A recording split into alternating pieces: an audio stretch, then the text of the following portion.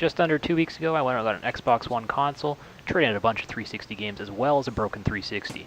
No big loss there. I ended up getting the Assassin's Creed bundle, which came with this cheap little slip-over cover, which I'm not really impressed with, and I still haven't figured out what I'm going to do with. But the best part was it came with Assassin's Creed Unity as well as Assassin's Creed Black Flag. I don't plan on playing Black Flag ever again, but Unity does have co-op, and I do see myself playing that in the future. So this video is mostly going to focus on the actual console itself. I will talk more about games in other videos, but right now I want to focus on the console, my first impressions, and how I still feel about it 2 weeks later. First thing off the bat, I picked up the controller, it felt cheap. And I even passed it off to other people and they said the same thing. But the reason why it feels cheap is because it's so light. Compared to the Xbox controller, which was a beast, and the Xbox 360 controller, which was a bit heavier because I had the chat pad on it, it's incredibly light for the Xbox One. One of the cool features of the Xbox One controller is that it has rumble feedback in each of the triggers, the left trigger and the right trigger.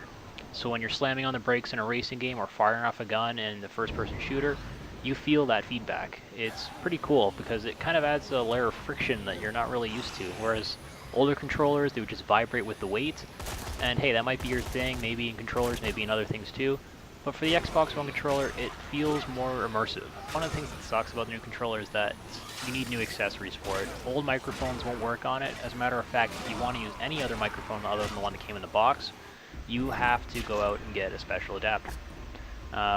With that being said, the new microphone is a lot better, a lot clearer.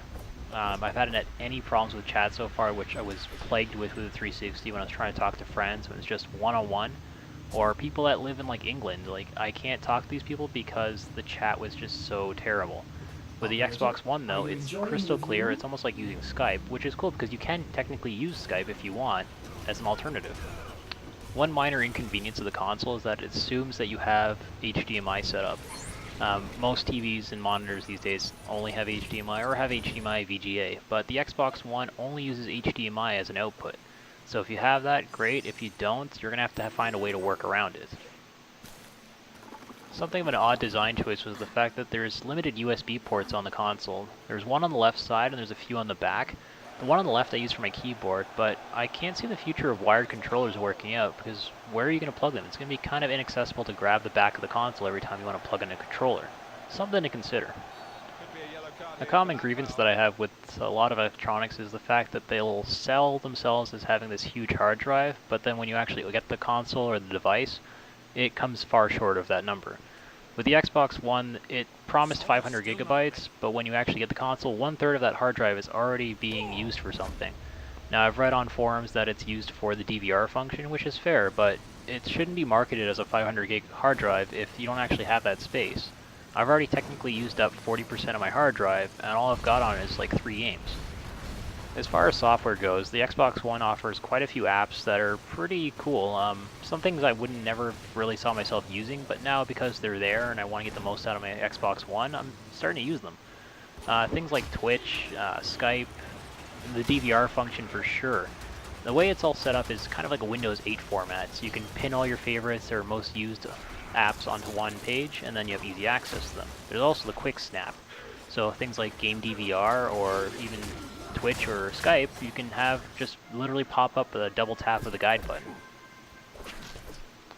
As far as apps go, the ones I use the most are the DVR function and Upload Studio as well as OneDrive.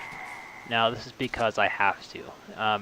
With the PS4, I've heard that all you have to do is put everything onto a flash drive and then put the videos on your computer, which seems like a pretty straightforward process.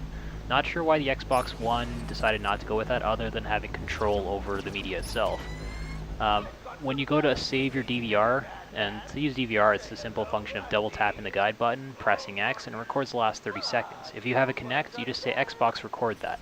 You can record up to 5 minutes of past game footage that's just occurred, which is a cool little feature because you never know when something cool is going to happen. Unless you're deliberately planning it, it comes out kind of fake.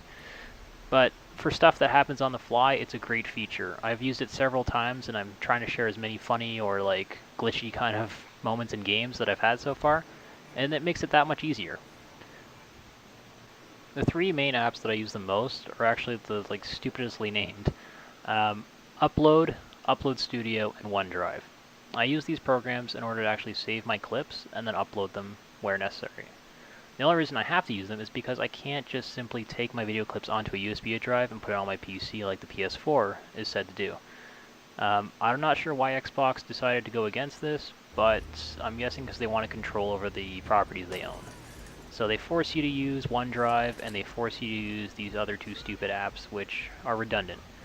What happens is I save a DVR, I have to manage it with Upload, which is the app that I use, and then from there, to actually edit the clip, I have to use Upload Studio. From Upload Studio, I then upload to Upload again, as well as OneDrive. And at any point, if you're trying to upload to just OneDrive, you have to upload again to Upload. And you can see why this is a really stupid process. Just saying the name over and over again just makes it sound so redundant and useless. I've had so many clips where I've had to upload them literally 9 times before the 10th time they actually go through. And then I've had other clips where I see them go to like 99% or 100%, they fail, and then I have to redo the process again. Other clips I've had go maybe 96%, and it'll show up on OneDrive, but then the sound isn't synced up with the video. So there's a bunch of problems there, and apparently they've been present since day 1 release, and it's kind of sad a year later they still haven't fixed it or added any features such as recording private chat or party chat into the actual video clips. So you'll have these great clips of you and your buddies playing together, but you don't actually have the conversation that led up to those great moments. And then you'll have to use other hardware or other programs to sort that out. So overall, despite the fact that the little problems I've had with the apps, especially the DVR apps and all that, I'd say the Xbox One is pretty solid. I'm not going to be super enthusiastic and recommend it for everybody. I'd say each console or even PC is relevant to each person. For me, I like the Xbox One. It's more simpler and it's just exactly what I need. It's a console where I can play games on, whereas my PC, I want that to be my workstation. I don't really feel comfortable playing PC games on it. I've never had any luck with PC games either. There's always been something, despite the specs, that holds it back and makes it like run poorly. And I'm sure people will always recommend certain things to get around that, but it's more trouble than it's worth. I'd rather spend more time playing the game than figuring out how I can make the game better. So with that being said, take my little video review as you see fit, and if you want to check out other videos, I'll be uploading them eventually. So, thank you.